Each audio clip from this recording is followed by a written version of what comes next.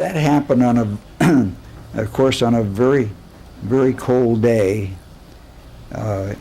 in January. It was just a general report day, and I had a case scheduled that was to, together with another attorney, we were trying to establish that a person had been dead for 10 years and nobody knew where he was or hadn't heard anything from him, and we were trying to straighten out a property transaction. Mm-hmm. And on that particular morning, I went up to court and was sitting there, and court started at 10 o'clock back in those days, and I saw Norman Moon sitting there, and of course I saw Dr. Thompson also there, and Judge Wade was presiding, and I said hello to Moon because I had seen him in court 2 other times, so I knew who he was, and I knew that he had been married, and he was going through a divorce proceeding with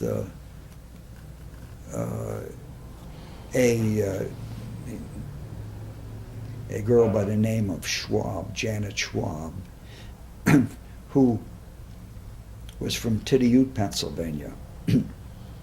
And I had seen him in court a couple of times. In fact, I saw him in court one day when he got quite argumentative with a judge, with Judge Wade.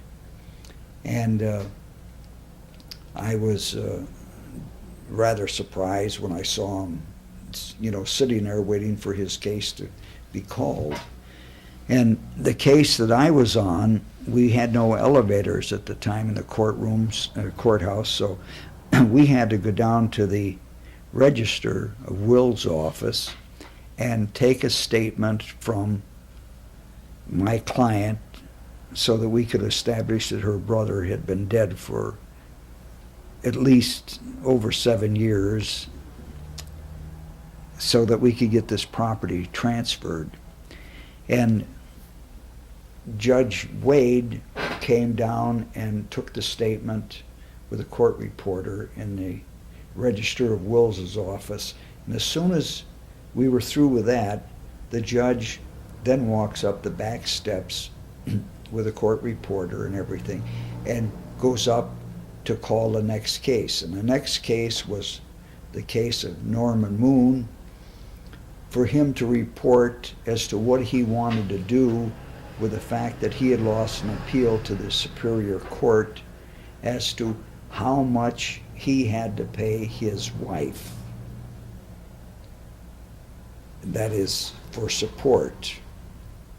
And the amount that the judge had ordered was $35 a week. And he called Moon the next case, and Moon, as soon as he was called, we have a rail that was at that time separated where the judge sat and where the general public sits. And I was not in court at that particular time, but what happened was that he had a gun, he had a .45, and he pulled it out, and there was a lot of commotion. The then district attorney, Meyer Cornridge, ran to a door on the right, and he fired a shot in his direction. I don't think he intended to shoot him. And Cornridge ran into what is now the attorney's room, and then he looked around, and he looked at the judge and everything, and there was Attorney Harold Hampson. Prothonotary was in court at the time, and he was up front. the judge's secretary and court reporter, Bernice Seavey, was in court at the time, and when everybody started to scatter like that,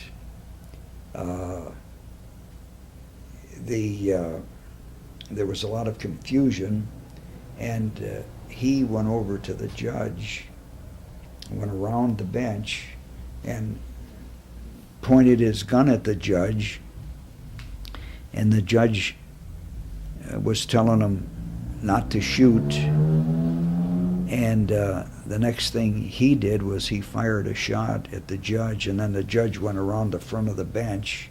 In the meantime, the doctor that was in court, when the first shot was fired, he laid down actually on the floor.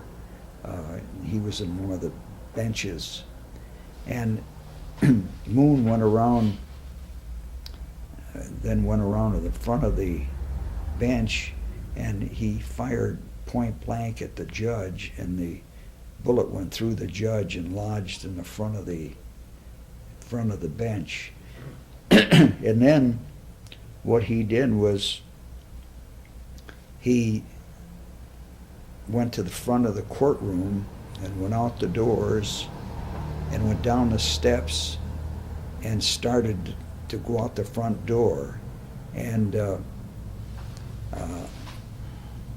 at that time, I was just coming out of the register and recorder's office, and I heard some commotion, and Pete Massa, who happened to be one of the janitors, he said he just went out the front door. So I raced down the corridor in the courthouse, and I got to the front door, and he was just down to the bottom step, and I yelled at him. I says, "You're not going anywhere."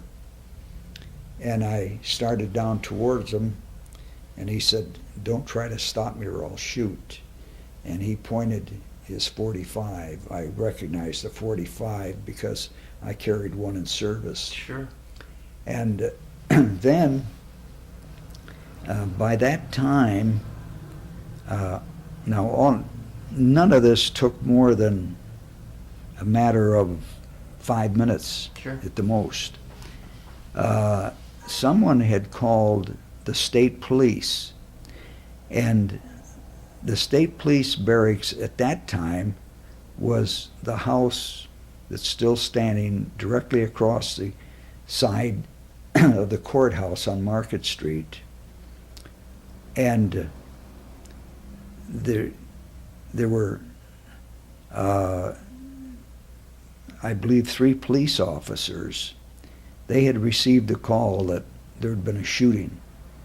So they crossed the street, and what he did when he saw him is he started and crouched down behind the iron fence that's still standing out the side of the courthouse.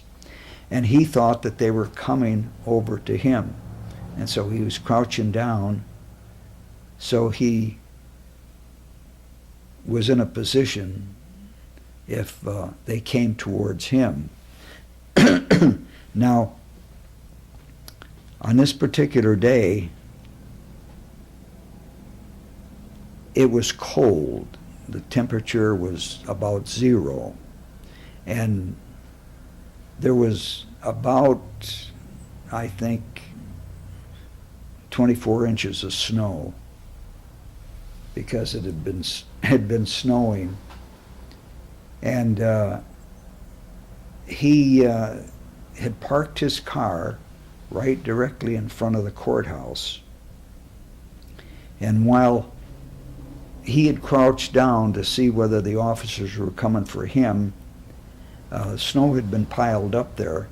So I decided, and his attention was attracted to them, I decided to go out to the street and stand there, just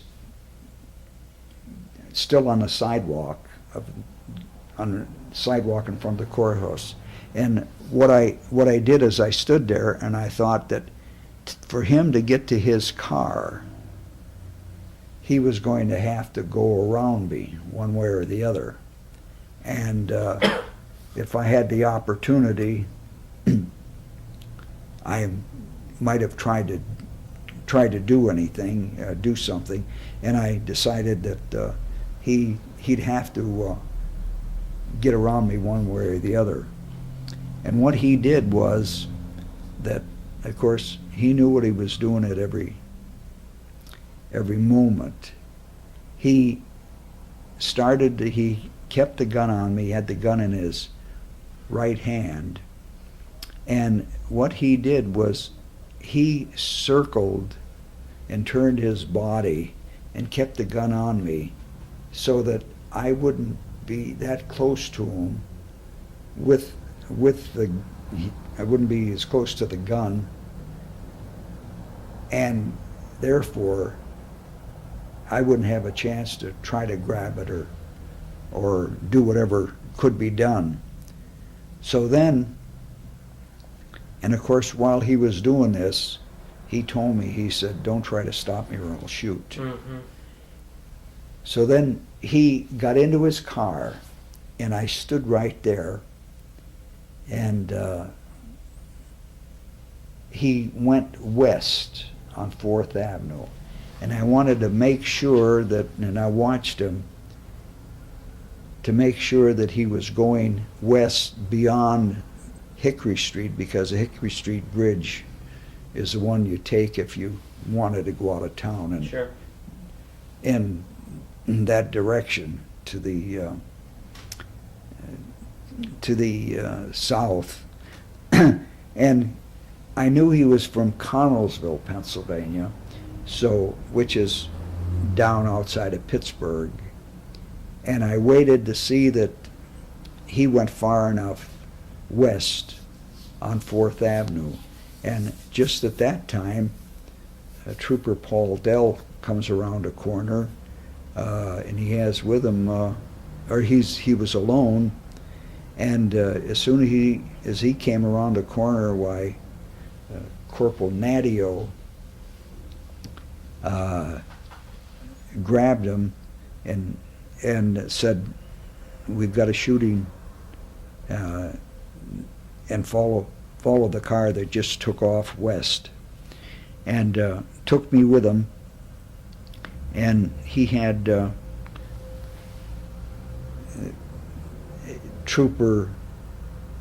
another trooper that was in the car, and Paul Dell was the driver, and himself, and Joe Mastrian was the other trooper. And we headed down, I told him to head down 4th Avenue and then go on to Pennsylvania Avenue and go across what we called the railroad tracks at that particular time were there. We called the railroad tracks the FN crossing. And just as we got there to the FN crossing, there was a little bit of when I say just an upgrade, just about maybe 10 feet high, and then went on to the 2-lane highway. It was a 2-lane road then. And we saw the vehicle, and I said, "That's it." And Nadio had rolled down his window all the way down, and of course, even though this was, temperature was 0, and he pointed the gun right at him, and we were right alongside of him. Lucky thing nothing was coming in either direction, and he wouldn't stop, or he motioned to him to move over and everything, and he wouldn't do it. And then Nadio said, "Well," he says, "I'm going to ram him off the road." And I says, "Don't try it. He's got a gun." And he said he'd use it. So then what they did was they started to fire bullets at his back tires. Mm-hmm. And they fired a number of bullets, and they were pinging off of the tires and off of the pavement. And then by that time we got down, I don't know, we probably had traveled at least 2 miles west, and finally they had hit one of the tires, and there was what we call the first overhead and second overhead down there on Route 6, beyond the west part of town. And he finally pulled over, and he stopped his car, and we were at the site of the first overhead. And then what he did was he got out of his car, and he had the gun in his hand, and he started to raise his right arm, and Sergeant Nadio told him, "Don't do it." And what he did then was he brought the gun up, and he put a bullet right through his right side. Oh my gosh. And it went in about there. And what they did was he fell then, and immediately they they put him into the vehicle, and they took him to the hospital. And fortunately, at the hospital, it just so happened that Dr. Cashman and Dr. Lewis, who were both pretty good surgeons, were at the hospital. And so they wheeled him into the emergency room, and they pulled out the bullet and took care of him, and he recovered. And then he stood trial for murder right in the courtroom where he had committed the offense, which was most unusual. In fact, at the time, it was the only, and I don't know whether there's ever been one since, the only trial of anyone committed in a courtroom any place in the United States that was the actual scene of the crime. Yeah. So during the course of the trial, witnesses were pointing out what happened, what they did, where they were, and and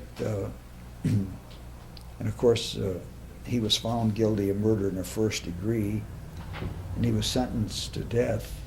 And then Governor Leader was the governor, and his attorneys had asked for commutation of sentence and everything, and they were alleging that he was mentally ill, although I described everything that he had done, and it was so deliberate that he knew what he was doing at every step of the way. Mm-hmm. But they decided that he was mentally ill, so they commuted his sentence to life. Mm-hmm. And then he died, I think, 2 years ago or something like that, in prison. Mm-hmm. He had been asking for commutation of sentence, and the parole board had turned him down every time. And this last time, they were thinking of considering it seriously, but Judge Wade, when he was shot and killed, he had an adopted daughter who was only, I think, 6 or 7 years old, and her name was Ann Heckathorn, and she's living someplace down outside of Oil City. She had written letters to the parole board a couple of times before and everything, and when all of this came up, that he wanted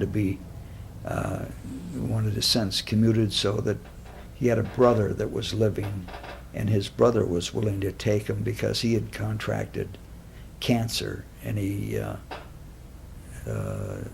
wasn't going to live very long. But the fact that she contested it, the parole board turned down his application, and then he died shortly thereafter. What did your wife say when you came in that afternoon and said, "Guess what I did today, honey"? I called her actually before before she heard much about it, and I told her I was fine, I was all right, and nothing had happened, you know. And of course, you do what you have to do at the time. You don't know what you're going to do. You don't think about it. Of course, having been in service, you just react. Yeah. And this is what I did. I just reacted to everything that occurred. And I called her right away and told her that I was fine, and I'd tell her all about it and what had happened. And I was getting phone calls from all over the country. They wanted to know what happened, how it happened, where it happened, you know, and it's just one of those things. And of course, at the trial, I was a key witness in that I was the only one that saw him or that talked to him after the shooting. Mm-hmm. And the only other thing was what he said to the judge.